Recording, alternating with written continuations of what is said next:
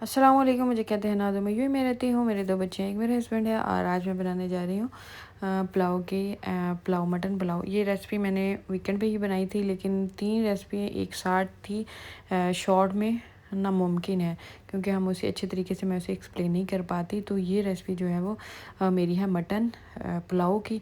तो जैसा कि मैंने बहुत दफ़ा बताया कि मैं कुकर में ही ज़्यादा चीज़ें बनाती हूँ, तो ऐसे ही आज मैं मटन पुलाव भी कुकर में ही बनाने जा रही हूँ। लेकिन ये थोड़ा ट्रिकी होता है, लेकिन ये बहुत ज़बरदस्त जूसी किस्म का बनता है, देगी स्टाइल में बनता है, बहुत ज़बरदस्त बनता है। अच्छा, ये सारे मसाले जो यहाँ मैंने आपको विजुअल में दिखाए हैं, ये सारे मसाले इसमें लाजमी ऐड कीजिएगा। और यहाँ मैंने मटन ले लिया है, जितना आपने बनाना है उसी के हिसाब से आप बनाइएगा। यहाँ मैंने जो है वो 1 किलो मटन लिया है और मैंने 2 बड़े गिलास जो होते हैं रेगुलर बड़े गिलास, वो मैंने चावल के, ठीक है।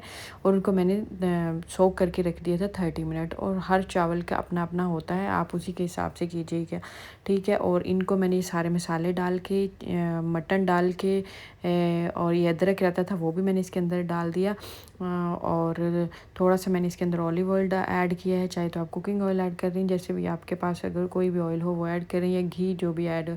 तो उसको फिर मैंने लगा दिया था प्रेशर पे। और ये तकरीबन इसने टाइम लिया है मेरा आधे घंटे से ज़्यादा। हर प्रेशर कुकर का अपनी ही स्पीड होती है, और सम टाइम ऐसा होता है कि मैं काम करने लग जाती थी और मैं इसकी स्पीड तो कम कर देती थी, फ्लेम कम कर देती थी।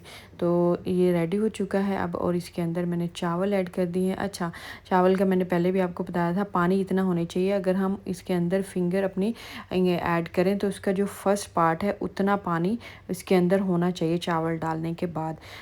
तो फिर ये बहुत अच्छा रहता है, ठीक है। अभी इसमें मेरा पानी थोड़ा कम था, ये देखें पानी थोड़ा कम था, तो मुझे थोड़ी इसमें डिफ़िकल्टी ये आई है कि मैंने इसको फिर ना या तो आप थोड़ा सा पानी इसके अंदर ऐड कर सकते हैं, या फिर इसको मीडियम फ्लेम पर, लो फ्लेम पर, मीडियम पर भी लो फ्लेम पर बंद करके रखते हैं, ताकि फिर ईज़िली जो है वो अच्छे तरीके से चावल पक जाएँ। अच्छा, ये अभी मेरे इस तरह पानी इसका तकरीबन सूख चुका था, तो यहाँ मैंने लो फ्लेम वाले चूल्हे को ऑन किया है और अभी मैंने इसके ऊपर रख दिया है और इसको मैंने स्टीम दे दिया था तकरीबन आधे घंटे के लिए।